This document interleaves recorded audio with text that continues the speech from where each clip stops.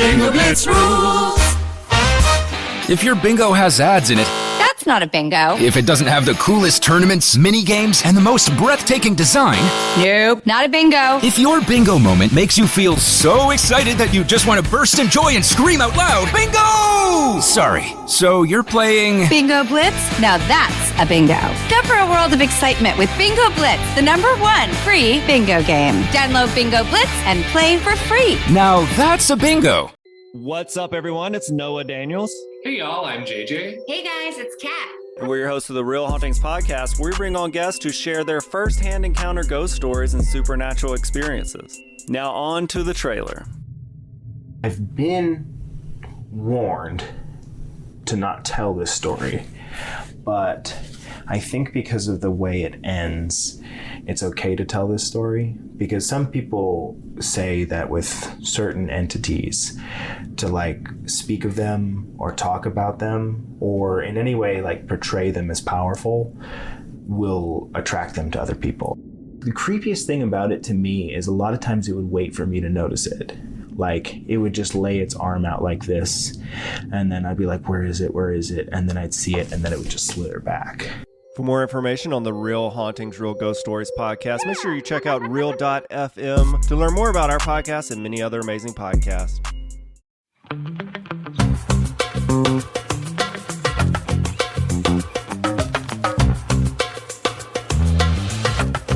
This episode of Don't Blame Me is brought to you by Aptiv. Aptiv produces audio-based workouts created by certified personal trainers available through a mobile app. New members get 50% off an annual membership. Visit aptiv.com/blame. That's AAPTIV.com/blame. Okay, everybody. Hello. Welcome back to Don't Blame Me. This is my podcast. My name is Megan. It's an advice podcast. And guess who we have here to give you some wonderful advice? It's Jarrett Sleeper. Hey. That's me. I'm Jarrett Sleeper. Hello. Hi. Hello. I'm very honored to be here. Oh my God. I'm so honored for you to be here as I sit here looking very professional in my unicorn it looks t-shirt. good. I wish I love airbrushy t-shirts in general. I know. I wore this and I was like, you know who's not going to judge me? Jarrett. Nah, hell no. And guess what you're wearing? Normal fucking clothes. I feel bad because I almost wore my airbrush wolf t-shirt. See? Is it from Mountain Artwear? It is from a gas station on the 5 it's Mountain somewhere. Artwear. This one's from a gas station in Salt Lake City, Utah, and it's from Mountain Artwear. Big fan, Mountain Artwear. If you're listening, I would really love another package. I'm a huge fan. Wow, I wore this amazing. MTV Movie Awards. Yeah. That's what you I feel do. like that's appropriate. It's on brand. It's just like, in the zeitgeist. It's cool. Is. I'm a huge fan. And now it's trendy again, but I started it or we started it. Aesthetic AF. Aesthetic with 2 C's. That's my new thing. Where? At the end. Oh, okay. Like thick. Oh, like thick. I like to have a thick aesthetic. But you have to throw a Q because I don't like thick with a K. I like thick with a Q. Like oh, thick. yeah. That's good. Yeah. Thick, like Thick. IQUE. Yeah, with a lot of H's. Yeah. Thick.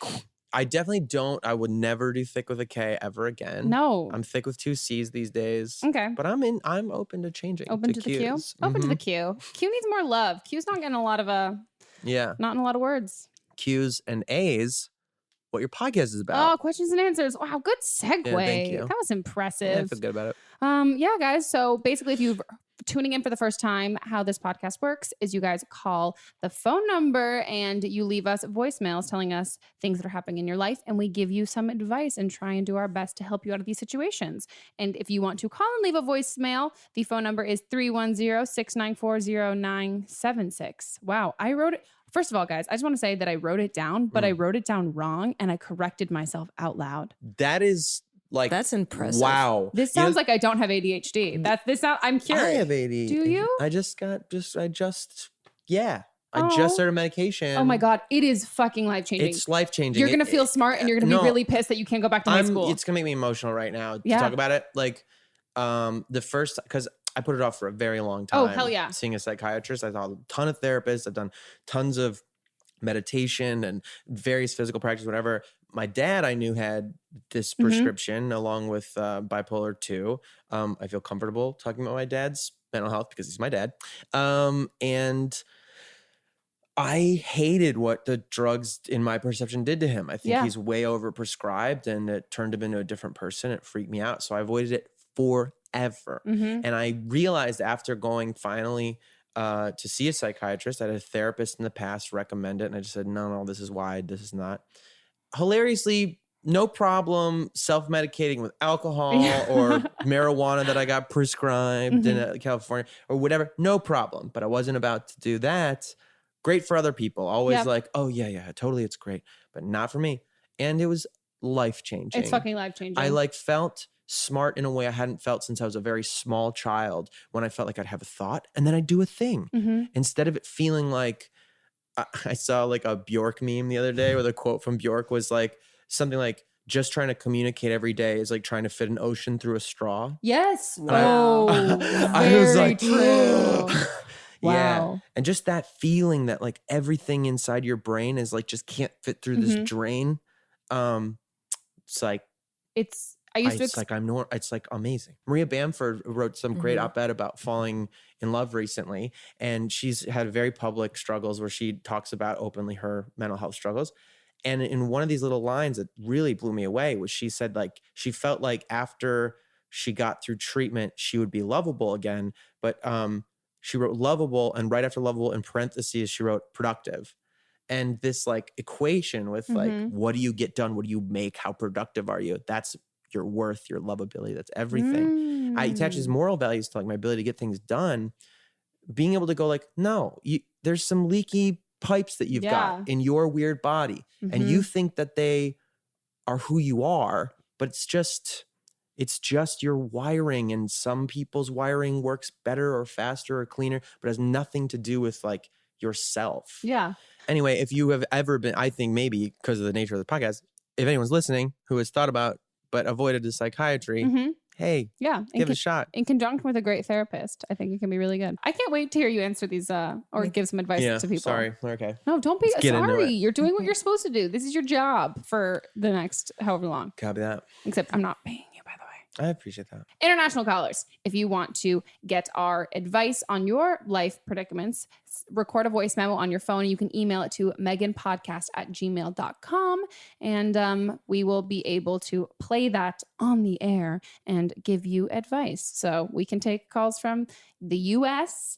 and everywhere else in the world, but I'm not going to name more places because I went to alternative learning and my geography is not too solid. Okay, guys, Mel's here. Hey. Hello. How you doing? I'm doing great.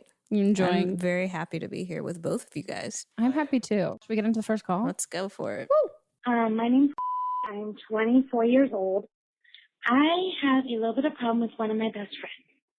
So I moved away for about 8 months, and then I came back, and I only really had a couple of friends left when I came back. And one of them he's my best friend. He recently started dating this guy like 3 months ago. There's been a lot of problems with their relationship, just personal problems for each of them individually. Well, less than a month ago, they got engaged after only dating for a couple of months.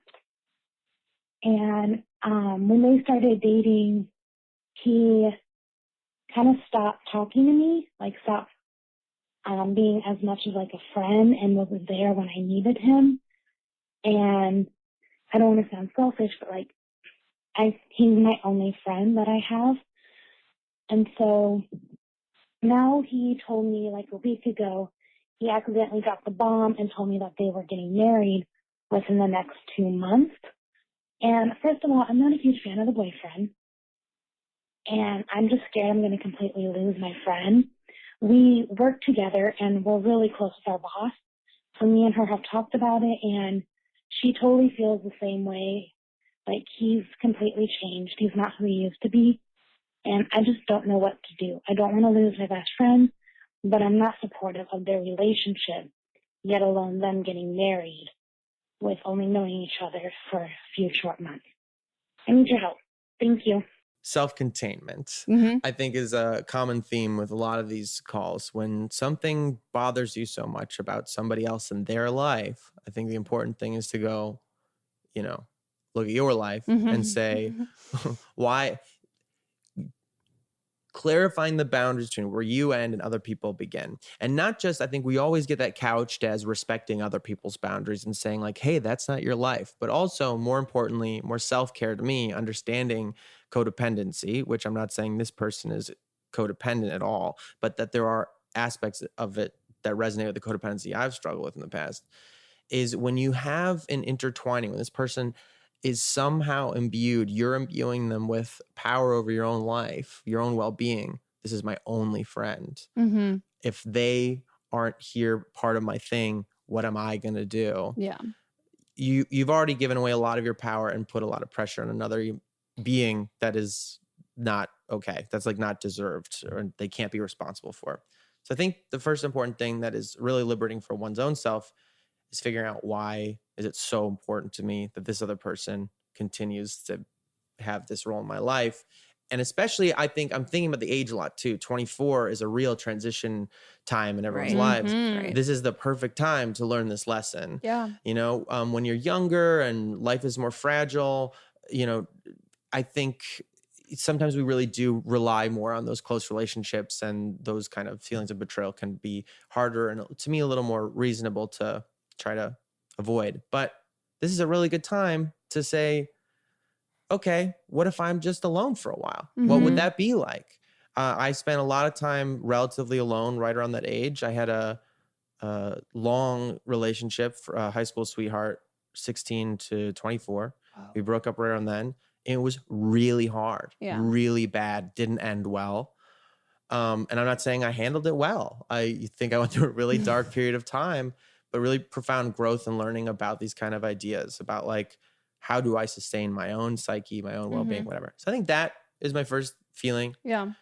I don't know. Do you want to? I was gonna say I agree with that. I think there's, especially when callers saying that there's the fear of losing her friend, then also not liking this guy, and I wonder how much those are tied to each other, and if the feelings you have towards this boyfriend of your friends is these negative feelings you have is because you're afraid you're going to lose your friend. Right. And you can kind of honestly, I can vilify fucking anybody. Absolutely. And especially when it's someone that I feel threatened by. Like I've felt this way about like when my friends make new friends, and I can completely, which is a fucked up thing to do, but I can completely make them into these people and find and nitpick these things I fucking hate because they're taking my friend away from me or anything like that. Well, and also I think that's hand in hand with the thing that they said about, we both agree that this person's not the same person anymore. That person's living their life. You have to be okay with that. And I would say I've gone through periods of time where I believe I was the friend, where I was, you know, engaged in not being myself, quote unquote, and, you know, whatever. I had to go through that time to then become yourself, to become myself, which might mean returning to who I was before, but that's, you have to be okay with everybody having their individual journey. And anytime you feel that kind of fear around what somebody else living their life and doing their thing and making their choices, and feeling that that's affecting you so deeply, I think you really got to take a moment to have some Zen conversations with yourself about your attachments and why. And you know, I always think of it like, I heard this great thing once in a documentary, I think maybe, about like a woman who worked with like troubled youths or something like that. And this kid who with an aggression problem, they said to him, like, he said to his counselor, like, sometimes these other people, they just push my buttons. And the counselor stopped the kid and was like, what? They push what? And he goes, my buttons. And they're like, yeah, your buttons.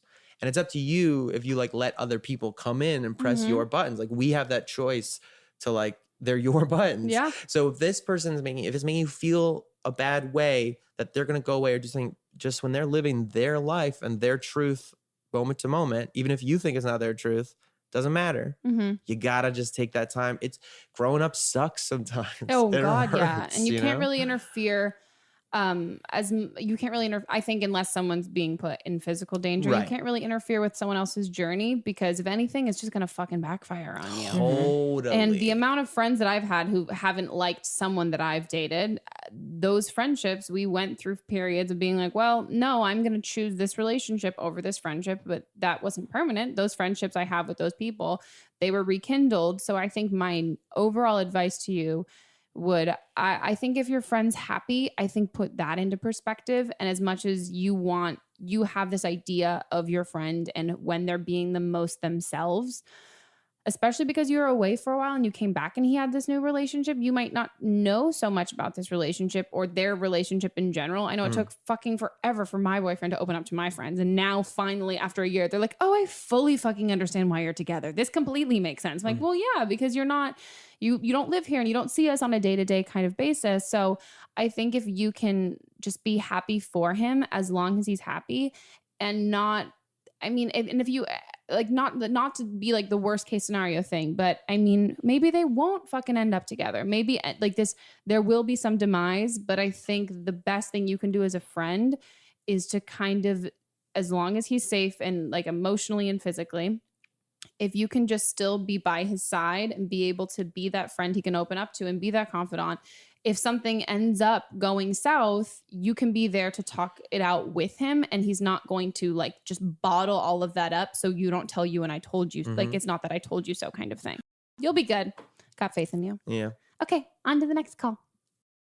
Hi, Megan. I am 20 years old and I am a sophomore in college and I'm dealing with the stress of four exams and a final.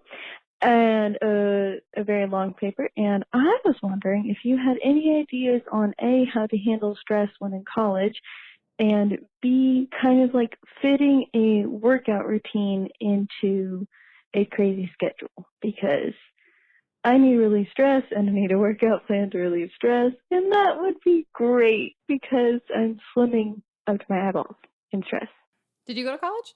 Nope. Nope, me neither. I mean, You went for a little bit. I did. Did you go for I went a little bit. Okay, cool. I So don't we know. both combined might have not a full degree, but enough Definitely units not. that we could have completed good like amount. general education. Maybe something like that. I don't know. You deal with stress. I think we all deal with relate to stress Oh. by being like sort of this weird, whatever this world is, this freelancer, permalancer, gig economy thing. Stress is like just breakfast. Dude, No, it's all insane. fucking And day. one of my best friends was just here in town this weekend. And she's 22 and she's going into, I'm not going to name by names because she'll be fucking killing me when I actually say the story. She's going into her final for a general education course with a D-, and she has to maintain the D- in order to pass. Dang. And it was just crazy to me to see just to see her fully within the span of like 30 seconds hysterically break down over this grade. And it was her sister and I sitting there with her being like, I fucking wish I could tell you that this kind of stress that you're dealing with is going to leave once you're out of college, but it's not. So what's more important for us, we were saying to her, is like, we need to deal with how stressed you are about this. It's not about the fucking test. I think that's so true. It was so much more about the fact that I'm like, you right now losing your absolute mind and feeling so fucking terrible. Yeah. That's the bigger issue. It's not about whatever grade you get in biology. Right. And I think that's actually a good thing to keep in perspective. Mhm. Yeah. One, finite. Mhm. Like this time will pass. And in retrospect, I don't think any of this is going to matter. If you get a degree, you got the degree. And I don't know how much that degree even matters anymore. Yeah. It doesn't. It doesn't. Good to know. Right. Yeah. So take it easy on yourself. Mhm. We should go into like those stress management tactics what do you do? I would say, I think this is something that I wish that I learned earlier on. I think I learned how to be, I think I learned how to be anxious and how to be stressed really, really early before I learned that I was being anxious and I was being stressed and that those were things I needed. Those weren't, they're totally normal, typical things, but they aren't something that I'm going to grow out of or are going to get better by ignoring them. And I wish. Also, I would say understanding stress and anxiety as a chemical response in your brain. Feelings aren't facts. Yeah. Feelings aren't reality. So dealing with understanding that they're manageable and that you just use some goddamn stratagems and you can handle it. Yeah. And that like whatever you're going through and you're like, oh, how am I going to get all this done is that's just a thing that's not helped by your brain. I was think of my good bad brain. Like I'm grateful to it for all the things, but it definitely fucks me over a lot of times too.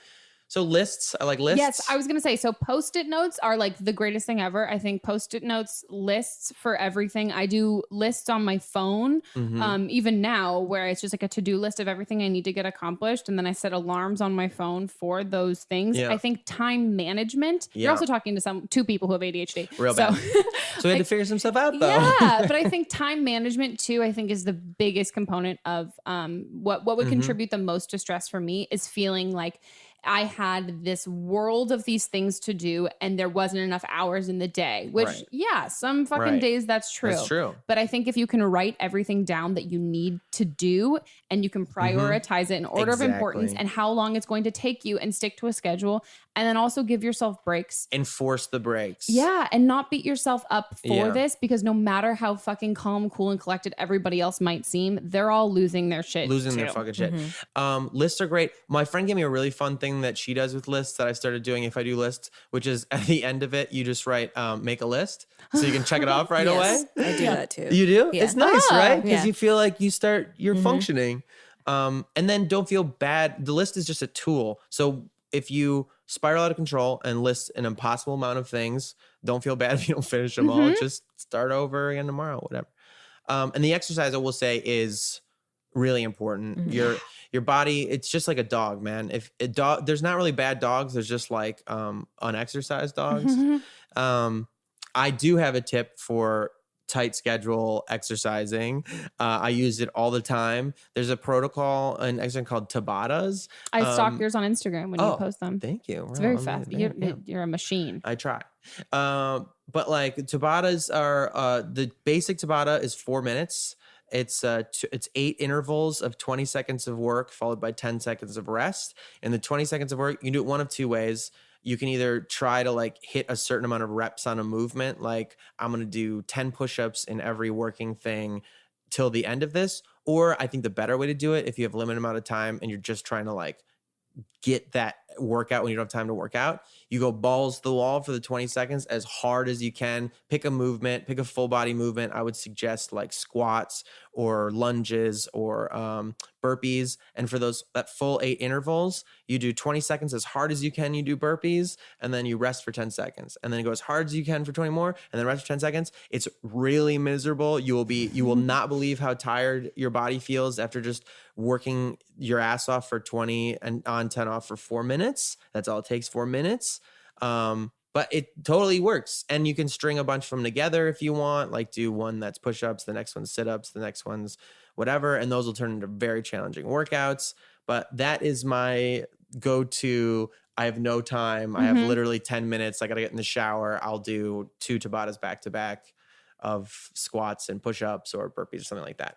I highly recommend. Tabata. Just use the timer on your phone, or you can download Tabata timers, or you can go on YouTube and look up Tabata timers. Yeah. There's a ton if you look on Pinterest, there's a ton of like, they'll give you different ideas for those kinds of workouts. Yeah. But I would also say, I think a huge theme, I only really started, I always was like a physical person. Like I grew up dancing, I grew up doing all that stuff, but it was only in the last like almost year-ish, probably like 8-9 months that I've gotten very into exercise. And it's the most that I've been in control of my anxiety and stress. And I think what I would also say is people can get really stressed about working out because they need to work out because it'll make them feel less stressed.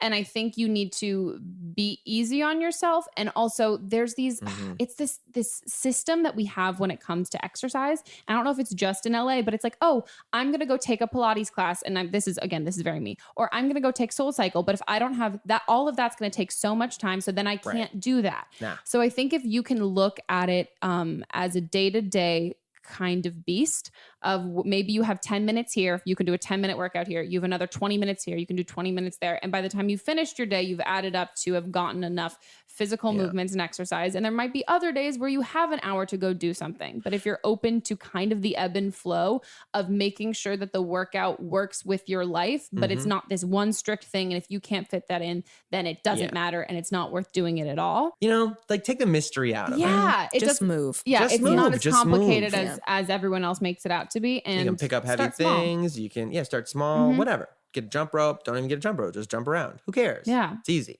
Turn on some music, jump around. And keep in mind, stress and anxiety, those chemicals are your brain's best efforts at helping you.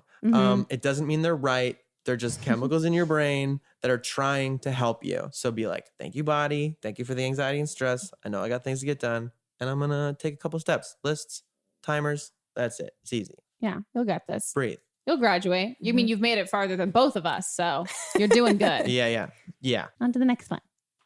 Hi, Megan. I'm 23 years old, and I've been in a relationship for 2.5 years with a female.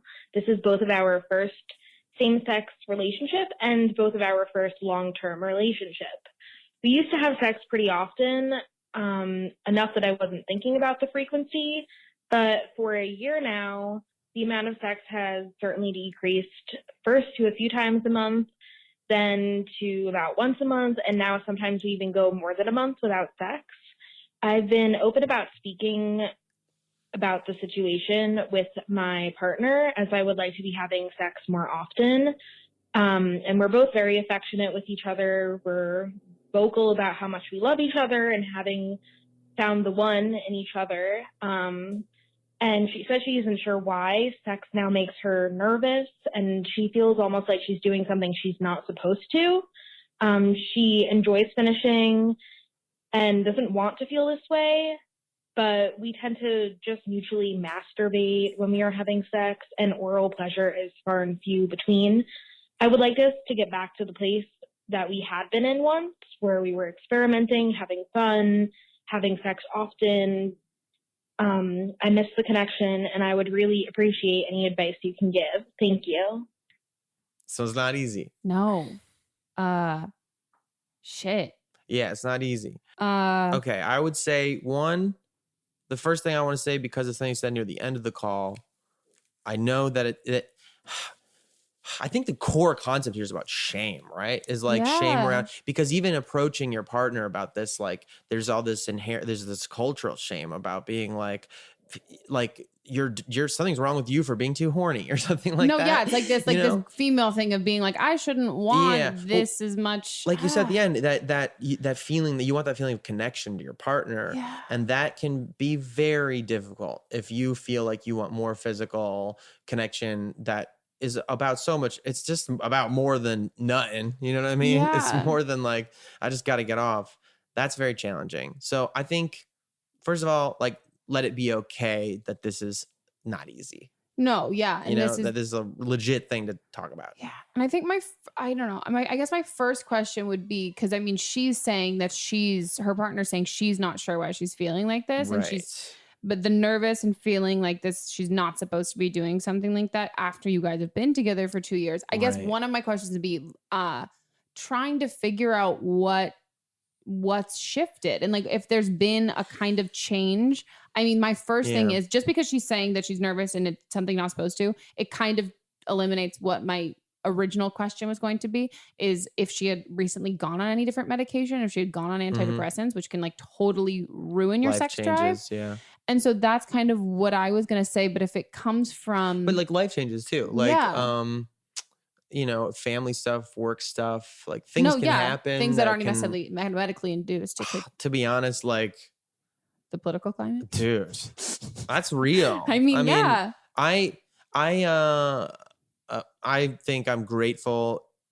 I think after 30, since like 31 or something like that, I'm like, I can't even tell you how delighted I am that like my horniness has just decreased. I think I picture it in my head, horny, HORNYESSE, horniness, like the horniness, because it is very challenging when the chemicals are just like, I'm 22, and that's mixed in with your emotions and your connections. I mean, communication, patience are like going to be the biggest important things. You got to just keep talking to your partner and do it in a way that's like no pressure about like to try to understand those feelings. A relationship is much more than your sexual connection, like a million times more. And my question is, they're still physical with each other in like a affectionate way, affectionate, like a casual. So I'm also curious at what point where does she feel nervous? After what level of like physical, I don't know, like any of that affection, like what she said point? This was the only same-sex relationship that they both had that they both been in, but they've been in starting to feel 2 years and then starting to feel. So and they're still mutually masturbating. Yeah. Like around each other. I wonder. Around, which means just themselves Yeah. in the same room or near each other. Yeah. Which I mean, I wonder, there's also, I wonder how, if you guys can have a conversation with her and if she's open to, I think there just needs to be, which, women are great at this in kind of breaking down each other's walls and that kind of shame, because I think you probably both feel this. You feel like you're like, am I asking for too much? Am I being too, am I expecting too much out of this? And am I objectifying this person that I love because I really need this physical connection, which by the way, you're not. And then your partner, she might be like, am I disappointing you? Am I no longer all of this? And am I no longer living up to the person that I had been before? And I think both of you just need to be super fucking honest and admit the awkwardness and the shame that you both might feel with this and figure out what it derives from. Because I think there needs to be an open line of communication, because I don't know if she's open to figuring out why she's feeling like this. Maybe she knows why she's feeling this and feels awkward and embarrassed, doesn't want to tell you. I think. Yeah, bodies too are like a very mysterious blend of like psyche and chemicals and whatever. And pressure, nothing destroys libido more than pressure. And I'm saying this as a man. I'm saying this recognizing it in female partners and friends. Like, if you feel like you've got to be something for someone else, oh boy, nothing's happening. She said this one line in the phone call where she said, we know that we're each other's one. Yeah. And just kind of threw that away. There's a lot loaded in that statement as a 22-year-old saying like, we know we each other's one. And for some reason that keeps popping back in my mind as something to maybe think about and say like, if you're 2 years in, it's the first same-sex relationship you ever had, and you know that you're each other's one. I remember being in this relationship when I was 22, right? And I was 6 years in with this, right? Something like that with my one. And I remember the first time noticing another woman. I thought, because my ideas about monogamy and true love and these things when I was like 16, Romeo and Juliet, which is the fucking stupidest shit ever, right? Like something that ends in like a mutual suicide pact after 3 days. Right. This is not a good example for real love. I remember being like, oh, this is, if I even was attracted to somebody else, clearly I'm a fraud. Clearly my love is fake. I just drew these weird pressures in my head. And I remember being like the first time I noticed a woman even on the street, another that I was attracted to, and double taking with myself and going, what just happened? And having this like crisis of like, who am I? So if you're 22 and you're having weird things, like I don't feel as aroused or as attracted. I feel weird feelings of shame. Like maybe I'm not supposed to do this now. Like you can vortex yourself into like really a lot of guilt and like self-destructive behavior that'll only make it worse. It needs to be okay that whatever's going on is going on. And that's so much pressure to be 22 and be someone's only other significant other and know that they love you and know that you love them. I still like to hug them and kiss them and be affectionate. I love this person, but maybe that person's thinking, not saying that's what's happening here, but it's possible this other person could be like, I don't know if I want to be with this only one person, the only woman who I've ever been with, but I don't want to hurt their feelings and I do love them. Like maybe there's deeper conversations to be had. Yeah. I think, that it needs, there's no, I think it's highly unlikely that this boils down to just sex and that. It's impossible. I'm going to say right now that I think it's impossible. I think if you guys are regarding it as such, I think you're not going to figure out what is causing this. And I think I just think it needs to be a kind of, I don't know, like say being able to be open and honest and be okay with you might hurt each other's feelings. But if you don't really say how you're feeling and what you want, you're never going to fucking get it. Yeah. And it has to be okay. Whatever that person says, what they're feeling, what they want is okay. Yeah. So if you really love that person, like whatever their answer is to what they're going through has to be okay. Yeah. I think it could literally be a multitude of things, but if you always continue to try and get back to where you used to be a year ago, it's not what you need to fucking do. You need to go ahead. Like this is a part of your journey in your relationship. It might be a part that you totally get through, but you can't try and get back to where you were before. You can only go from where you are now. And I think if both of you are trying to get back somewhere else, It's just not going to happen. Maybe it could be, we're not saying that maybe it's not a lack of love there anymore, but maybe she's aroused by different things now. Maybe the things that you were turned on before, she's not anymore and doesn't know how to say that because we're trying to get back to the sex that you had last year when she was into those other things. But I think everything's going to turn out fine. Cool. Hell yeah. Hell yeah. Great, guys. So we're going to take a pee break so everyone can go pee. And we will be right back. You can go pee too if you want to.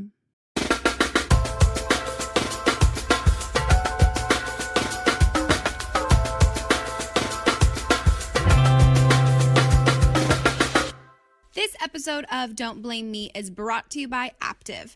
Aptiv produces audio-based workouts created by certified personal trainers available through a mobile app. Aptiv makes the highest quality training available to everyone with a carefully selected group of certified personal trainers that guide you through every workout. The trainers have a wide array of personalities, so you can even find the personal training style that motivates you the best. Plus, Aptiv's in-house music production team partners with every trainer to create music playlists that are perfectly timed to the intensity and pace of your workout. When you need that extra boost, the music keeps you going and motivated. When you're ready to slow things down, the intensity of the music dials down with you. You're able to search by difficulty, music genre, and duration so you can find a workout you love every time. I personally really like Aptiv. If you stalked me on Instagram, you might have seen that I have just recently joined a gym, and boy, oh boy, are gyms scary if you have no idea what to do. And this makes me feel like I have a personal trainer inside of my ears because I'm playing it with my headphones. Get what I mean? Where I just stick it in my head, I'm like, oh wow, cool. I have a trainer in my ear telling me what to do. It doesn't feel clunky. I'm not scrolling through, looking through different things, trying to look at screenshotted pictures that I found in other places. So it's really handy. It's really nice. It's wonderfully motivating.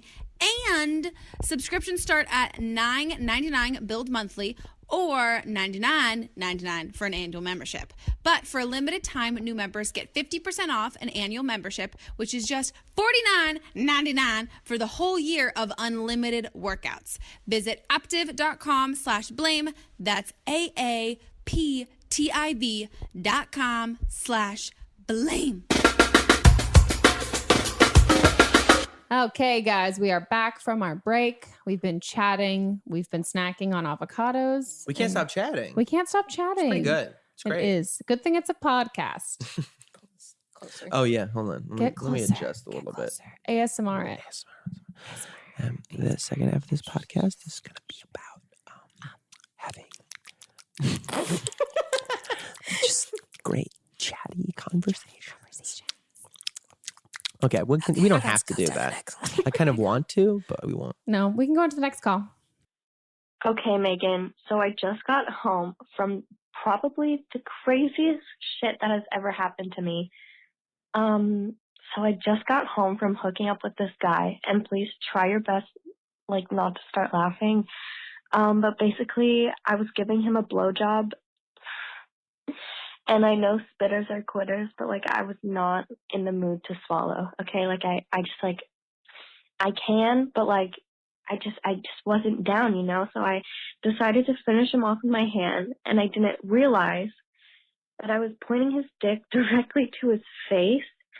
And so he ended up coming all over his face and shot straight into his mouth. So that's just a quick backstory of what just went down. But I just came home and found out that he has a girlfriend, and his girlfriend is my ex-best friend who slept with my boyfriend at the time. So should I tell her that I made her boyfriend swallow his own cum, or do I swallow my pride and be the bigger person? Because every ounce of my body wants to expose him and just ruin their relationship like she did to mine, but I know that it's not the right thing to do. So I just want a little input on the situation. Maybe it'll help somebody else with, I don't know how similar my problem can be to somebody else, but I'm sure there's someone out there that has something similar going on. But yeah, anything helps. Wow. I also just really like like in my head, just based on how she said this, which like I literally have to tell you what just happened. I just in my head have this idea that she's still sitting in her car outside of his house, and just this was the first call that she made was to the podcast. There's layers on that. There's layers on layers in that story. Oh, it's dramatic. First of all, I would just like to say I'm not, again, would never name names, but one of my guy friends was masturbating and shot cum on his face, and it was the greatest funny. Have I shown you this? You picture? showed me I've shown that. you It was this. your screensaver Yeah, on your yeah, your phone yeah. for a while. You know who it is. Picture? There's Yeah. a picture No, so of it? he automatically, as soon as it happened, he's like, my first thought was like, I can't believe this happened. And he goes, my second thought was, I have to show this to Megan. This is so funny. Wow. Sends me the picture. And then he's like, it took 30 seconds after I sent it to go, what should I have warned? What should I not have sent this to her? And it was the funniest thing in the entire world. It was good just friend. cum on his face. I mean, that just come on is- his face. It's my best friend. Yeah, no, but still, that instinct to like, I must take a photograph. Well, of it's like this. when something terribly Surreal. embarrassing happens to you and you're like, but I have to show somebody, otherwise it was for nothing and I'm just sitting in this embarrassing thing. Yeah, I guess you just hope that friend doesn't make it the save screen on their phone. Oh, I but- told him I was doing No, it. He's no, like, it's it's very okay. funny. But I would also say in relation to that, maybe hopefully you being able to tell this hilarious story on a podcast will get it out of your system. So good. It's so good. Aren't we? Humans are the weirdest. Like, we are the stupidest creatures. Like, I think about this all the time, that like it's so funny that like we walk around and wear clothes and like say hello to each other and pay fake idea coins for coffee, and then we go home and like slop into each other, and we're just these tubes of like stuff, and like how insane is it to get a feeling in your brain that is warm and good and like, oh, that's so good. You have to like smatter goosh Smatter goosh. like around Erupt. Or in your Oh, own mouth. wild. That's so funny. Wild, so funny. Yeah, I don't know. I mean, I think if you're a guy, it's important to try it. Just to taste it. I was going to say, some I point think I in your kind of life. love the idea, the fact that he definitely has now tasted Got a taste of his own medicine. his own medicine. I would also say, yeah, no. To the part where we're gonna stop talking about how funny this is. I mean, probably never, but at least for now, I think she knows. she knows how funny it is. It's funny. It's great. It's juicy. When it boils down to the advice portion, I would say, yeah, I think you're on the Wait. right field. I mean, I'm gonna say point blank, don't tell this girl. You think don't tell? I mean, I think don't tell because I think, girl, I love you. You're great. You're wonderful. But purely based on how you've phrased this, I would love if you could listen to the episode we have with Mitchell that's coming out after this.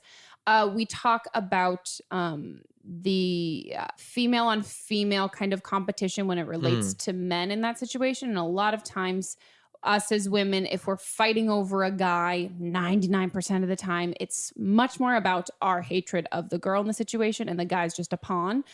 So I don't necessarily think, again, I love you, you're great. I don't necessarily know, based on how you phrase this, if the reason why you want to tell this girl is to do her a solid or to get her back for having done this to you. I mean, I am dubious that she didn't know that they're dating before doing this. I guess young enough know what to I have mean? been to school. Yeah. I mean, I will say I also definitely, I've definitely like hooked up with people who I didn't know were in relationships and I should have known. So I think if you went into this with, was there an inkling? Was this kind of a revenge with this girl? If it wasn't a revenge thing, if you truly didn't know, Yeah. I actually think maybe there's an opportunity to like mend these fences and I mean, you like the same people. It's gonna, have that in common. I don't know. I don't know. When that happens, you got more in common than you don't. Yeah. And there's like, but do you think she should tell this girl that like, tell her? by the way, I just think she should reflect, like you said, about what her actual true motives are. Yeah. If you're just doing because you know you want to like mess something up, then don't.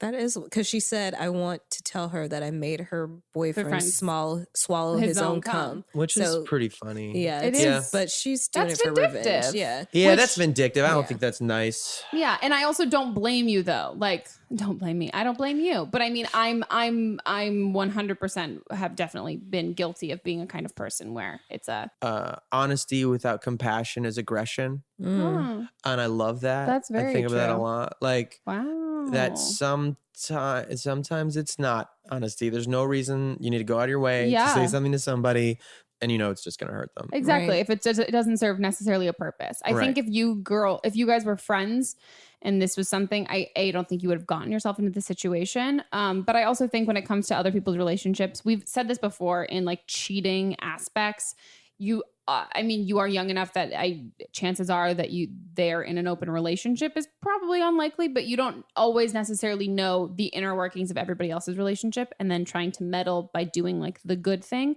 I think hopefully you got the laughs out and you got the fun reaction on the podcast. Now everyone can listen and hear how hilarious this was. And I think eventually she'll be able to figure it out on her own time. And it's also, I mean, as a girl, if I was his girlfriend, that'd be the most fucking mortifying thing ever. On to the next one. I'm a 24-year-old. As a podcast network, our first priority has always been audio and the stories we're able to share with you. But at Realm, we also sell some pretty cool merch, and organizing that was made both possible and easy with Shopify.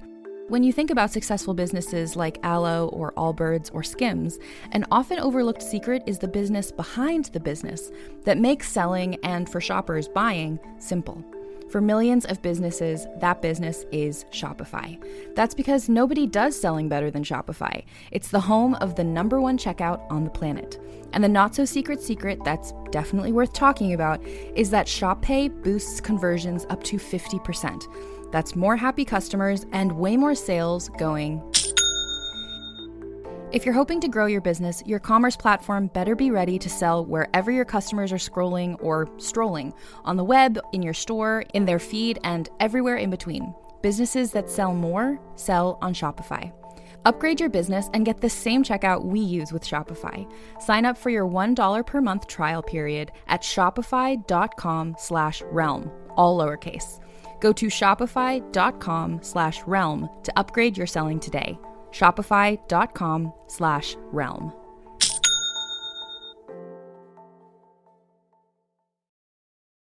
Recent college grad, and I just would like some advice on my relationship. I've been with my boyfriend for almost 2 years now. In a couple months, we'll have been together for 2 years. And basically my problem is, throughout the entire time that we've been dating, he has never told me that he loved me.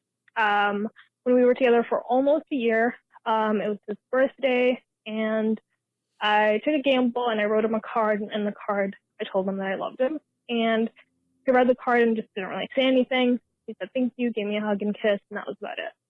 I didn't say anything because I didn't feel like that was the time to bring it up, but a couple of months later, the subject kind of came up, and I told him that I found the situation a little bit hurtful, and I was kind of upset about it. And basically what he told me was that he really cares about me, and he's just not there yet, and he eventually will get there, but it's just not at this moment. So I let it go, and I thought that was fine. But I mean, it's been almost a year since that's happened, and I've still gotten nothing from him. And I just don't really know what to think about the situation, because on one hand, I don't want somebody to say that to me if they don't mean it, and I don't want, I can't really argue somebody's feelings. If he doesn't feel like he doesn't, I can't fight him on that. But in that same breath, if you've been with somebody for almost 2 years and you still don't love them, why are you still with them? So it's just a really, I don't know, hard situation. I just don't really know how to handle it or what to do about it, because as more time goes on, the more upsetting this gets. That's basically it. So if you could give me any kind of advice on this, I would really appreciate it. This is funny because I'm 24. She's 24. She's 24? She's 24. And she's been with her 24? boyfriend for 2 years. And I'm 24 and I've been with my boyfriend for 2 years. Oh, yeah? I think about this a lot. I think about love a lot. The Mhm. word I love. I write poems sometimes. I wrote a poem called 30 Words for Love, which is like an 11-minute long poem, which like nobody ever asked for. But it was in a book of, love poems that was somebody published and asked to be part of it. And I made a video of it. And it's always moved me that people respond to it, because it's an 11-minute poem no one cares about. But the whole premise is that this phrase, this word, I love you, is the only one that we've got. Yeah. And it's supposed to mean so many different things. How much more useful it'd be if we had at least 30. I mean, the idea started at 17 and then I just got to 30. I decided to stop at 30. But that, this thing means so much. Like we said earlier, love isn't something that can be given or taken. It's there or it's not. Yeah. And it tends to be there. And once it's there, I think it doesn't really go away, which leads back to that one of our first calls about this difficulty with the 2-year relationship and the intimacy thing. Like once love is there, it doesn't really go. And in my experience. You love somebody, it's there forever. And that can create a lot of difficulties later when you're trying to figure out, what do we do with this thing? This gets into into like the ideas of love languages, which are very important. So my blunt answer of probably this isn't the thing, move on, be okay with it. She sounds like she's got a great like emotional place she's coming from. She doesn't impose on him. She goes like, if somebody won't say it or doesn't feel it, you can't make them feel that way. That shows a lot of maturity to me. But there is the possibility, like, I don't know anything about this guy or where he's from or what he's like, what his family was like. I have loved ones in my family who never say I love you. I've maybe heard them say it once ever my whole life. To their significant others? I'm just going to apply it to me. It's like a net relationship. And I think to a significant other too. It's my grandfather's I'm thinking of. But he shows up every goddamn day. He worked until they made him stop working, and he would provide for everybody. And I know because of his childhood, where he was like basically an orphan, and he was in and out of orphanages with his own mother, taking him in and out because she couldn't afford the kids until she could, and she'd get them out again. That he didn't put a lot of stock in the words "I love you," or maybe that didn't feel safe for him. But he showed up in other ways and showed his love through his actions and his presence. But that was a hard thing for me to learn, that I love you wasn't just words, that like people can say I love you all goddamn day till they're blue in the face and they don't behave that way. Yeah. So I think this magical phrase, it is poetry is my favorite thing because I think it's truly magical. You can look at a piece of paper and see some etchings and it makes you feel these things. That phrase is obviously important to you, and figuring out what that means, maybe talking to him about that would be useful. After 2 years, if I don't know what did he look like? What did his touch feel like in his tone after he read the card where you said I love you and he said thank you, I'm just not there yet? That might be real for him. That might be a real thing that person comes from, their family. People go through tough stuff that like saying something like I love you can be a very frightening. It can almost make you mad to hear it, because you've been betrayed by people who have said that to you or not said it to you. Well, because that's, I think exactly what you're saying with the difference of saying it and then acting it out. I do wonder because, I mean, I know if, again, I'm a totally different person than either of you, but if I was in a relationship with somebody and like you said in the call, I don't know why you'd be with somebody if you didn't, like for 2 years, if you didn't love them. I guess. Well, that's what I'm saying is I think there are a million reasons you would be with somebody. Exactly. And I think that there can be all of these other things, but I think when you said, you can't argue with someone's feelings in regards to him, I also think you need to apply that to you. You love him. And if he can't love you in the way that you need to be loved, then you can't argue with your feelings, and this needs to be it. It's not so much about him not loving you back. It's about him not being able to love you in the way that you need to be loved. And the love language thing, I think, fully applies to it. Have you talked about that on the podcast? Well, actually, have we talked about it? No, we haven't talked about the love language. God. Just as a brief primer, and Google, this will set you free. It It'll is make every amazing. relationship better. You'll understand so much more. We tend to love people the way we want to be loved. And the key to making somebody feel loved, both for yourself and other people, is understanding how they understand love. So the 5 are like, there's verbal, there's acts of service, there's gifts, there's touch. I'm forgetting one. I'll look it up. Yeah, but basically you can kind of figure out, how do you feel loved? I know for me, touch is a big one. Like just somebody putting their hand on my back or something like that, or hugging and kissing, and physical touch is a big one. And words mean a lot to me too. And I barely even feel a gift or an act, somebody cleaning up for me or something like that. Here's the love languages. Words of affirmation, acts of service, receiving gifts, quality time, and physical touch. Oh, okay. Is that 4 or 5?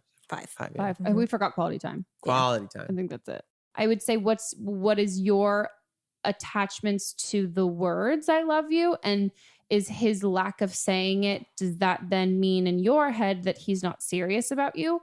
And that because those words haven't been said from him, does that then mean that he doesn't want a family with you? He doesn't want to settle down with you and all that stuff? I would open that I don't know. I think if he's saying, I don't feel that way and I'll get there, if he means that way, if he means the phrase saying I love you and that's all he means, I can see a version of that. If he means I don't know if I love you and I'll get there Yeah, after that's 2 what years. I'm wondering. Then sorry. And have you said it to someone else before? Yeah. And I think you got to be selfish at a certain point. It's been, I mean, you told him you loved him a year ago.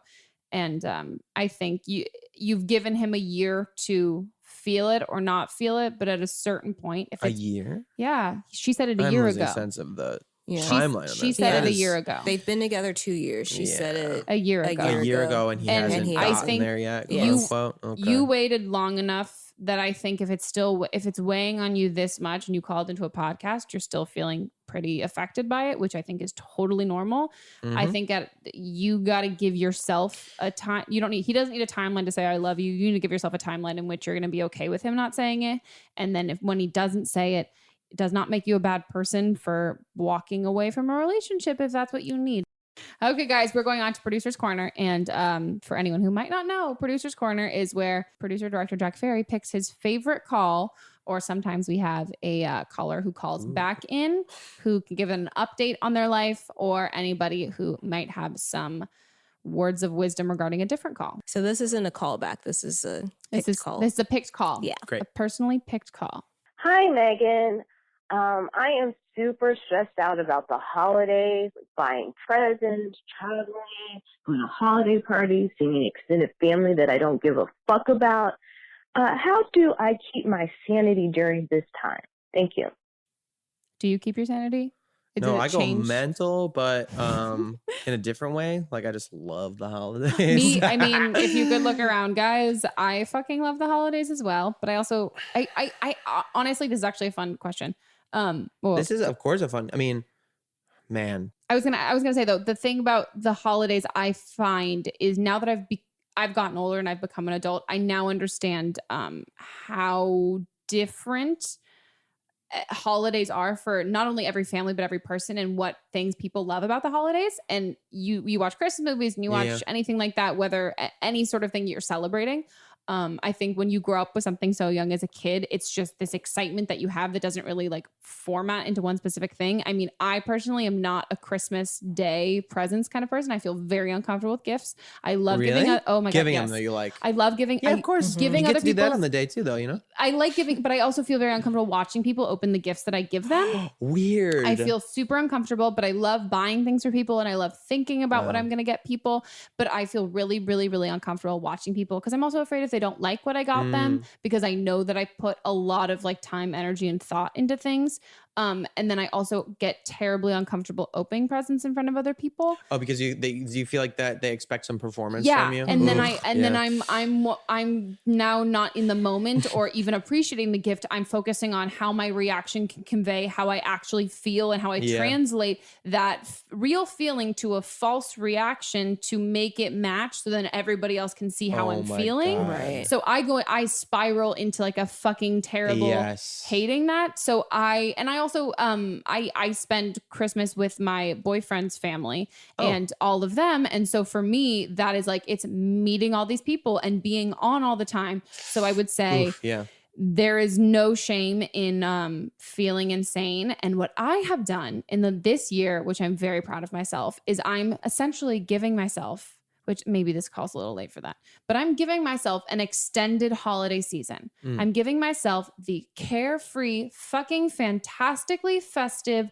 fun Los Angeles. My friends and I are here. We're watching Christmas movies. It's amazing. And then I'm going to go and experience and it's not knocking any person or people. Like I love my boyfriend's family. I think they're amazing. I just am terribly anxious around just humans in general. Anything we got to feel on is like tough. And I think that's no matter what, I think everyone feels that. So then I'm letting that feeling and that holiday also be another holiday that happens, and it doesn't ruin the feeling of Christmas. So I extend the feeling. So it's not just, there's not so much riding on the week of Christmas. And I'm saying Christmas, but it's any holiday like that in general that has massive, like multiple day festivities. Well, there's a reason that it happens. All of those same holidays happen at the same time. Yeah. It's the, what is it? Oh my God, not the solstice, the equinox. I don't know. You know what I mean? The darkest day of the year. Yeah, winter solstice. Winter solstice. It's harvest. It's winter. So we're all celebrating at the same time. It's the darkest time of the year. And we're all just trying to make. Time of the yeah. year. Yeah. Which is why I think we try to fill it with warmth and light and something and something new. Self-care. Self-care. What a radical concept self-care is. Self-care has become a funny phrase that like is thrown around, I think, by millennials and stuff like that. But truly, I feel very blessed that I get very excited to see my family, hang out with them and stuff like that. And I figured out a long time ago that certain family members are going to be certain family members, and that's just how it is. And again, back to this idea of attachment, letting go of the things that I can't control, and also recognizing when people try to control me that like, oh, they can't, because that's not, I'm not theirs to, if they feel a certain way because of how I am, oh, sorry, because they've got to figure that out. Sometimes parents got to figure that out. But I love the holidays so much. So I feel a little sad about like, oh, family you don't give a fuck about. And I don't want to stress anybody out. In that time though, right? Yeah. Self-care, just keep like, take time to yourself. Go away from your family. Go for a walk. Go see friends. Like if you're going back home, like find friends that you actually like. Sometimes that's like stressful too. I think the opposite is also true. If you do travel back home from somewhere else, I used to pack my like the schedule. Pressure to see every fucking person. What an idiot I was. And the first year, my sister lives in Brooklyn, and I have some friends in New York. But not a ton. But I remember going home for the holidays one time, and I was like, we're going to go out to Brooklyn to visit her. My nephew, she had a baby a couple years ago, 4 or 5 years ago.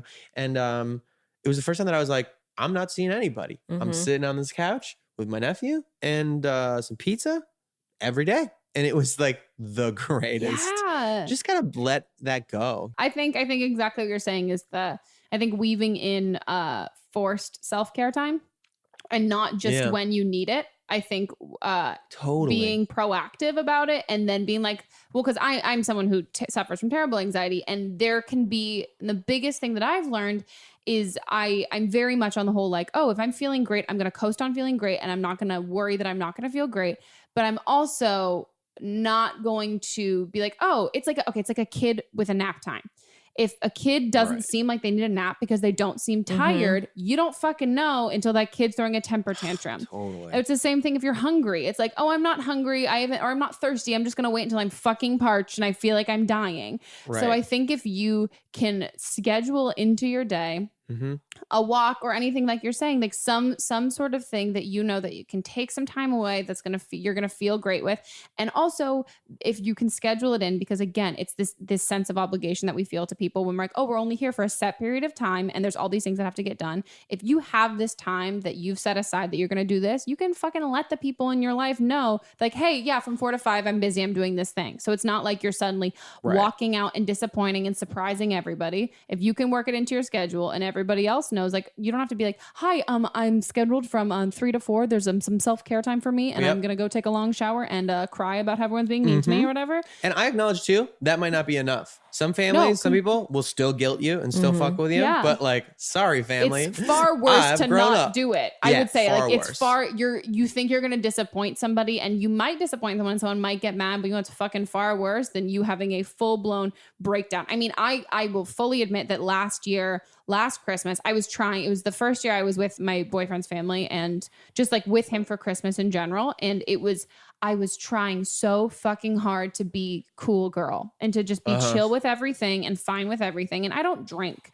And there's only so much you can handle with high school boys getting together and getting drunk or meeting all these people who you don't know, who have all these connections. And I'm the only outsider and everyone's so fucking fantastic and sweet and nice and friendly. And it made me feel like this raging bitch of the fact of being like, I need to go back to our Airbnb and just like decompress Yes. And I felt like this asshole because no one had done anything wrong. Everyone had been beyond pleasant and beyond amazing. It was just my own sense of that. And I didn't do that. And I remember being in the car I don't even know where we were going. We were in a parking lot. We were about to go meet or see somebody else. And I started having a full-blown hysterical panic attack. And I finally was like, oh, this, Megan, this is what you were trying to prevent. And you kept thinking that you were being a bitch. But you know, it's far worse than him thinking that you're being a little difficult for 2 minutes. This thing right here, which is now turned into this massive ordeal. Yeah. And I don't think you can put it off. And I think if you can plan it as much as possible, I think it'll also make you go into every day knowing that you have this little like spot to breathe or a couple of little places to breathe and you have something to look forward to. If you're slicing vegetables with some like racist aunt being like 15 more minutes, 15 more minutes until I'm going to go do that thing that's just for me. And then you can count down the time and you have something to look forward to. So it feels a little less smothering. I agree. Yeah. And don't be afraid to say no. I think the holiday season, everyone thinks it becomes the power of no. Yeah. I mean, oh God, no is my favorite word. But just make it nah, you know? Yeah, nah. Sometimes the power of no sounds too big. It sounds too mean. Someone goes like, hey, you're going to come with us to go hiking or whatever? Because we're going to take pictures of the family and you got to wear this sweater. Nah. I'm good. It's a little less harsh. And I will say on the counter side for the moms out there, come on. Sometimes you can just do it for your mom. It's not a big deal. You know, you don't have to make such a big deal about it. Sometimes give your mom the goddamn photo. I say pick your battles, and then also know that as an adult, especially that you know your limits and kind of abide by them. And just because it's the month of December doesn't mean that your stress or sanity has a larger threshold. Oh, we crushed it. This might be our longest episode yet, depending on when it gets edited. Yeah. I was like, it's going to be long. It's going to be a long one. I'm sorry, not sorry. No. I can listen to you talk all the time. We were talking about this before, the last time we were recording, we were just scrolling through Instagram and talking about how you're so nice to listen to as a human. You. I enjoy listening to you. I feel like I'm smarter when I talk to you. Like, I feel like I learn things. I feel like you feel opening gifts. I feel like I don't know how to process that now. I'll move on very fast. I want you to know that it makes me feel very good. Okay. I'm very honored. Thank you. We just started talking like cavemen. I am uncomfortable and that is what happens. Yes, I do not know how to demonstrate for you that this is meaningful. Compute the emotion, word, feeling, thinks. Discomfort. A reptile brain feels like maybe I'm going to die, but I thank you. Thank you. Okay, guys, I hope you enjoyed this episode. Where can they check you out on the internet? Definitely Instagram me at Jarrett Sleeper. Jarrett_Sleeper is like probably my most active thing. I would please check out D20strength.com. My brothers and I started this. It's my brother's passion project, really, and I'm really happy to be like doing it with him. It's a supplement company for gamers and nerds. We've been like dorks and playing video games our whole lives, and our relationship between our physical bodies and really for everybody. Like our first product that I have right now, I really love. It's called Reboot. It's to help specifically with blue light insomnia, like staring at screens all day and then like not being able to go to sleep at night. So it's to help you go to sleep. It's got some great valerian and magnesium and hemp extract and then beta carotene, different carotenoids for your eyes, whatever. I'm not going to go into a whole thing. It's just stuff that we made because it helped us out. So check that out, D20 Strength. And if you play League of Legends, which somebody out there has to play League of Legends, me and my brothers are obsessed with playing this game. We started this stupid project for ourselves with D20 called LOLWADs, where we do workouts based on each of the League of Legends champions. And there's like 140 of them. So it's going to take us a long time. We're doing them twice a week, but it's kind of fun and silly. So check that out. I guess that's it. D20 Strength. And Jarrett Sleeper. Yeah. Yeah. Great. Awesome. Love you guys. Thank you. Amazing. And if you guys enjoyed listening to this episode, we would love if you gave us some nice reviews on the Apple Podcast app. And if you listen to this and you're like, hey, I want to get a part of this fun action, then you guys should definitely call and leave voicemails for upcoming episodes. Again, that phone number is 310-694-0976. Yeah. And again, international callers, you can email voice memos to meganpodcast@gmail.com. We would also love to get caller updates. If you guys have called in before and we've discussed your predicaments, I would love to know where things go. I want to know how the thing goes with the guy who swallowed his own jizz. Fuck yes. Let us know. So bad. I want to know that. There's a lot of things. I want to know about. And yeah, we would love to hear from you guys. And I hope you guys have happy holidays. And we'll see you in 2 weeks. Happy holidays. Happy holidays.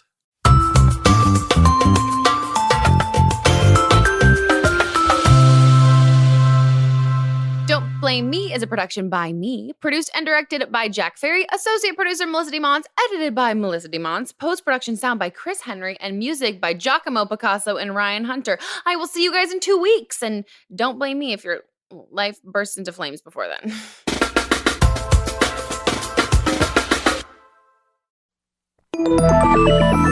Listening to a podcast should be time well spent, and I promise it will be if you'll give this podcast a try. It's called Something You Should Know. I'm the host, Mike Carruthers, and in every episode, I talk with leading experts on topics I know you will find fascinating.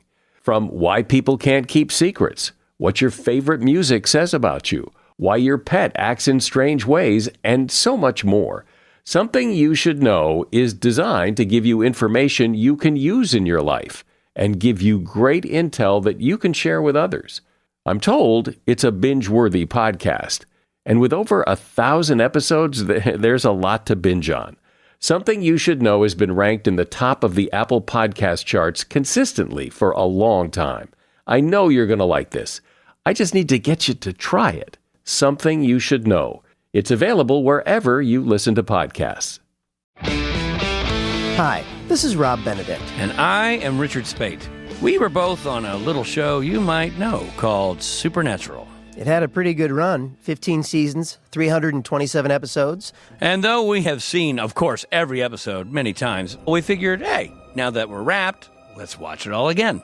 And we can't do that alone. So we're inviting the cast and crew that made the show along for the ride. We've got writers, producers, composers, directors, and we'll of course have some actors on as well, including some certain guys that played some certain pretty iconic brothers. It was kind of a little bit of a left field choice in the best way possible. The note from Kripke was, he's great, we love him, but we're looking for like a really intelligent Duchovny type. With 15 seasons to explore, it's going to be the road trip of several lifetimes. So please join us and subscribe to Supernatural then and now.